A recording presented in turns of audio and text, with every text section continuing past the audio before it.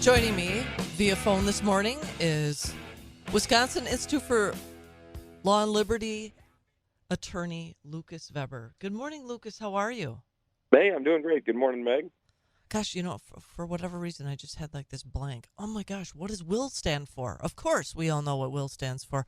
So grateful. I mean, honestly, for your organization and all the stellar team members that you guys have. I mean, starting obviously with your founder, Rick Essenberg, but then, I mean, I could name one after another. So many of the attorneys that are serving on the Wisconsin Institute for Law and Liberty for the citizens of Wisconsin. So thanks. Just Thank heaping on a little praise on this Friday for you. Well, we appreciate it. Thank you. Well, thanks. So let's get started on, our first victory. I mean, there's a lot to report on.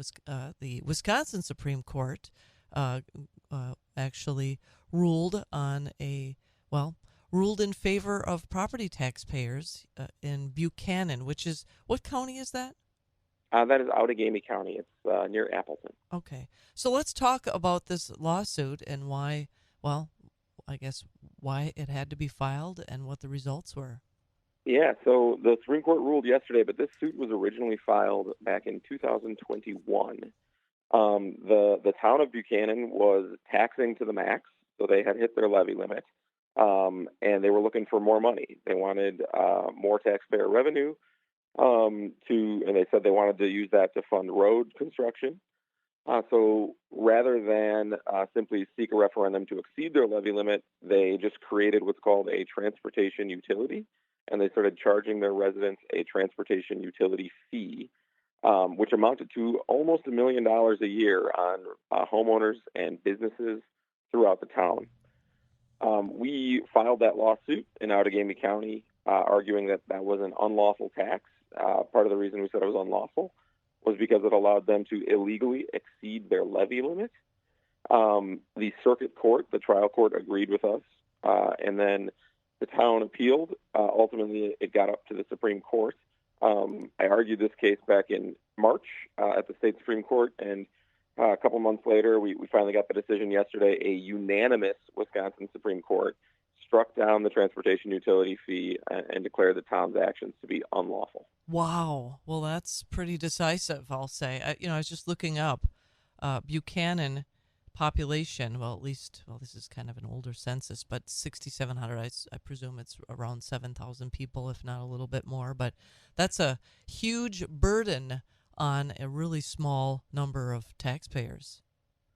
Yeah, I mean, it certainly is no small chunk of change, and as I said, that's almost $1 million a year was the tax they were illegally levying on their residents and their businesses. So we're certainly proud of our work to stand up with taxpayers. We represented the Wisconsin Property Taxpayers Incorporated, a membership organization dedicated to property tax issues.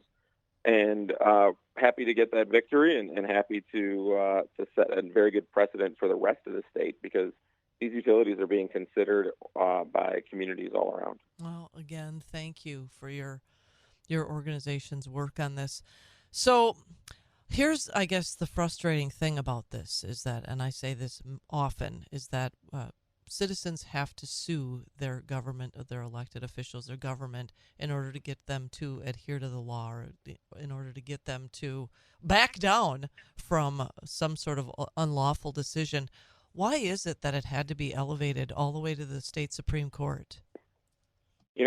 Sometimes you just get a government actor who simply doesn't want to admit they're wrong. In this case, we sent a letter to Buchanan months before we filed the lawsuit, made them aware of the issue, told them we were going to sue them if they didn't fix it. Buchanan did nothing to remedy the situation, and so the lawsuit ensued. But our organization views litigation as a last resort, not a first step. But all too often, when these issues come up, government actors simply refuse to admit they're wrong, and we end up in court.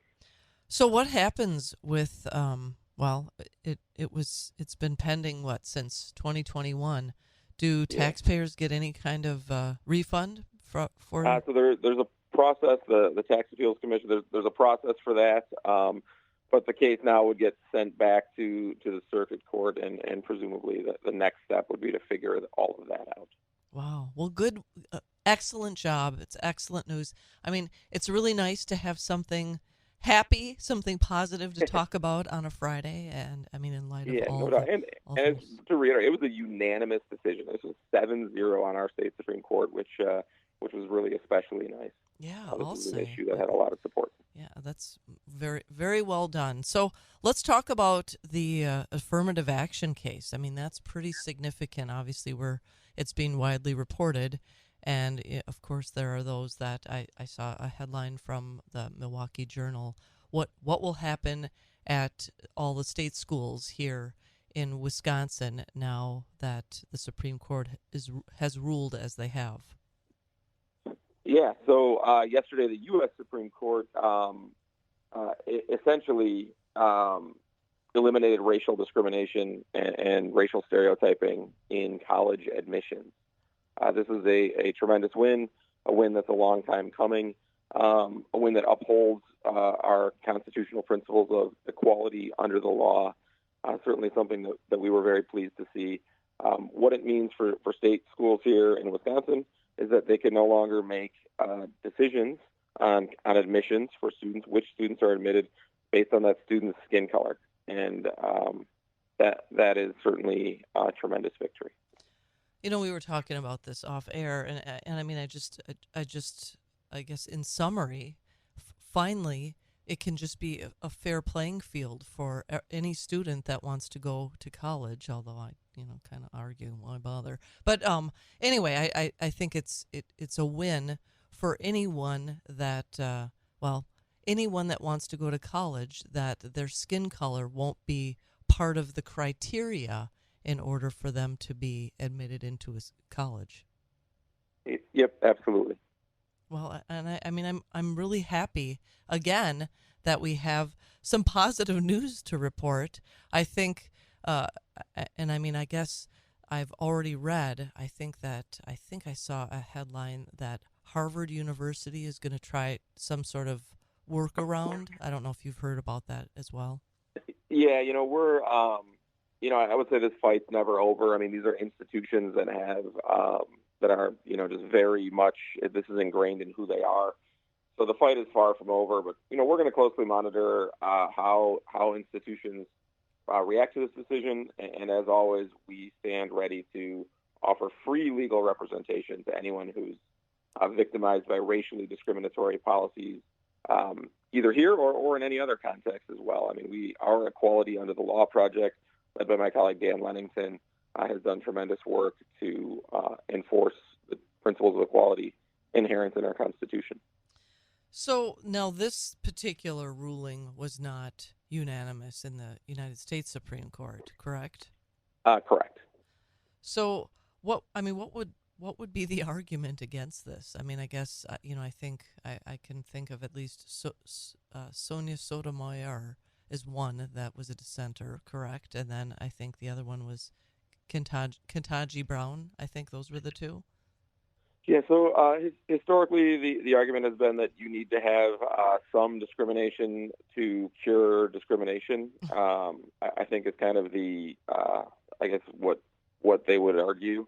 And, of course, from our perspective, the idea that you could have makeup discrimination for just a little while, it's insidious. And that's why we are very happy that yesterday the Supreme Court again advanced the principle of equality by essentially eliminating racial discrimination in college admissions. It was a huge win for the rule of law, a huge win for the idea that every American is equal before the law, and that race should never be a factor in what your rights are or what you can become. So what took so long? Why did it take so long to get elevated to the United States Supreme Court? Yeah, this was a long time coming. There have been a series of Supreme Court decisions in recent years that have sort of moved this principle forward.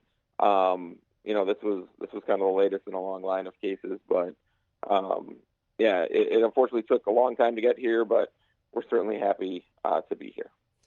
Well, and it's interesting.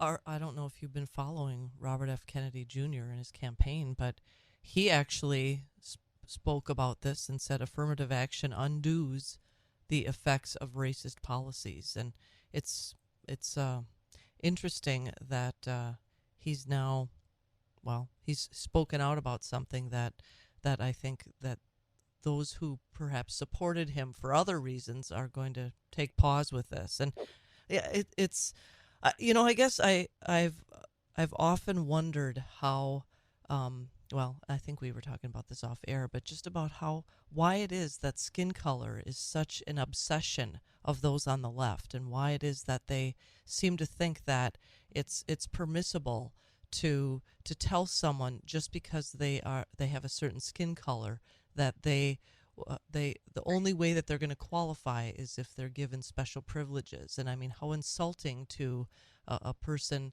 that works hard and has an amazing ability, and whatever whatever field it is, that they would be told that, well, we're going to give this to you rather than you trying to achieve it on your own.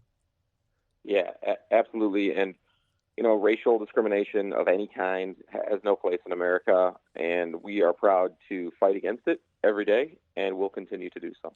Well, keep up the great work. I'm so grateful that we had some good news to report, and look forward to our next chat. Lucas Weber, he is an attorney for Wisconsin Institute for Law and Liberty. Hope you have a wonderful weekend. Happy Independence Day to you.